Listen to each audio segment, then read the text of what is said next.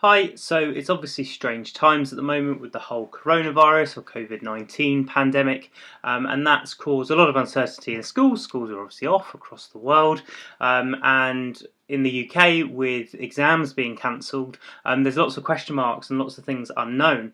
One of the areas that hasn't had necessarily as much attention are projects, so EPQ, HPQ, for example. And I know that my students have had questions, they're not quite sure what's going on, and I've seen questions from teachers on forums, on Twitter, on Facebook, things like that. And I know some students have commented on some of the other videos I've made for EPQ about what's going to happen. So I thought I'd make a quick video just trying to recap things as they stand. It could change tomorrow, and this video would be out of date, but I just wanted to try and give some clarity if I can. So the big thing really is what's happening with the summer 2020 projects. So these are the ones where students were due to submit them by May of this year, and that would generally be, but not always the case, but generally be, it would be year 13s for their EPQ, and year 11s generally, maybe some 10s for the HPQ. But basically, if you were due to hand your work in the summer of 2020, any of the changes that the exam boards, Ofqual, I follow the AQA specifications, they have made arrangements for those. So what those arrangements are is actually there's no need to finish. So before this was announced, actually AQA had come out and said, well, okay, we're going to see how it goes, and they made some moderation. So they said, well, actually you can do your presentations remotely. So I know some people tried to do some either Zoom or Google Meets and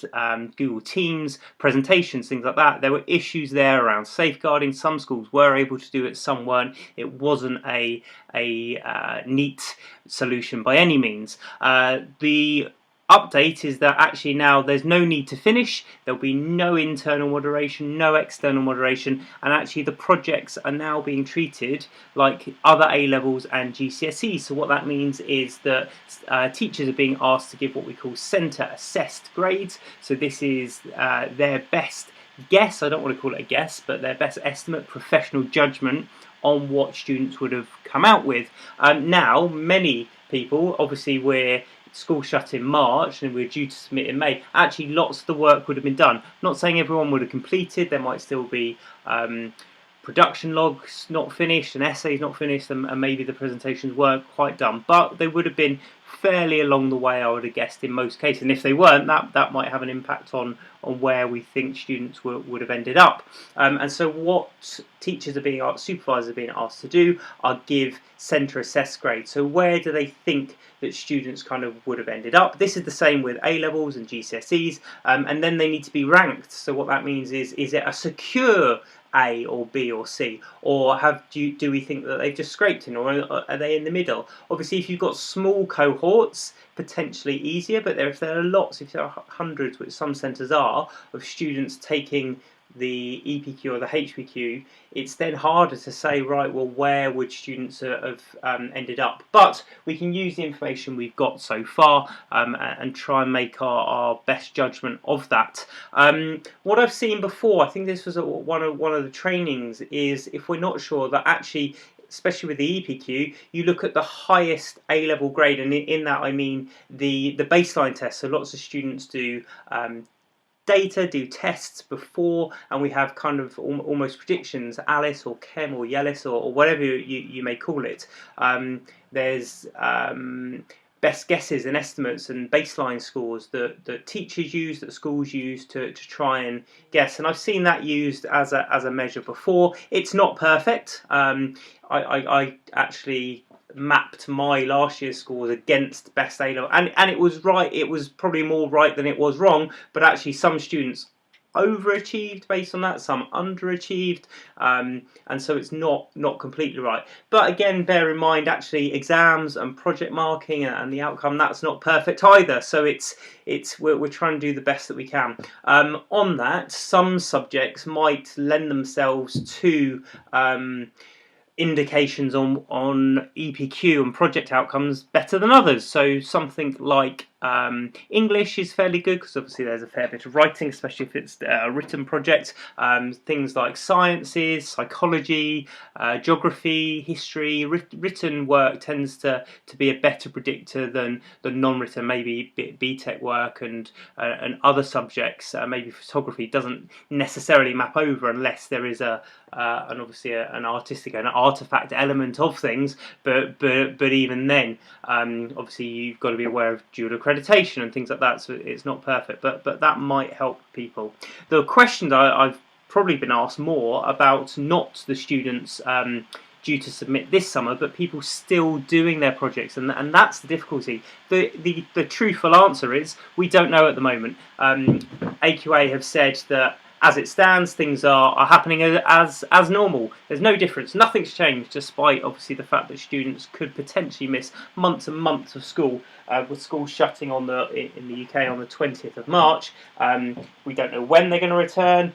It could be before the summer, it could be September. No one knows at the moment, but the examples have said, well, we're going to deal with this summer first, and then try to look at what happens afterwards. So there'll be big cohorts of maybe year 10s and year 12s still currently going through their projects. What could happen then? Well, I think that examples will need to make some sort of compensation for this. Students potentially miss months of school. One method, as I said, that they already did that with the summer ones, they could relax the rules around presentations. They could be online. They've said, as I've said, you could do a video call, or actually they've said students could potentially present as in giving their slides, and it could be a backwards and forwards email exchange with questions and answers. The question and answer part of the presentation tends to be one of the most important parts anyway. So I think that potentially, again, there's no, it's not guaranteed, but potentially presentations could be relaxed. How are students going to hand in? I've heard students ask me that before, and again, at the moment, and it's been every year so far, it needs to be a physical copy. It's not digital. Could it be digital? I think it would be quite difficult, for example, as Ofqual to arrange a digital system of hand-in at the moment. So I can still envisage physical hand-ins of production logs, essays, presentations, etc. I don't see that changing. Moderation, again, how's that going to happen? Well, centres could potentially moderate with digital work, but obviously we're then trusting the students not to change their work in the interim. You could hold on to those digital copies and then print them out when we all get back together. It's again not perfect by any means. And then, yeah, delay entry, that's probably the exam board's preference at the moment. They're going to say, well, actually, every year you could submit in November or May. Well, if you're working towards November at the moment, which most people potentially will be, then just push that back to May. Sounds simple, but actually, obviously, with schools and staffing and things like that, it makes it difficult because one year to the next, I know staffing changes, but that might be something schools have got to kind of deal with and delay their entries from when they were normally doing it. But what I would say is carry on as per usual as much as possible. It gives you something to do in this time, gives you a purpose, gives you something to work on. Projects are great for that. But just try and be as flexible as you can when it comes to it, and there will be more news coming out on a daily, weekly basis potentially. So best of luck with it, and yeah, hopefully we get some more guidance as we go on.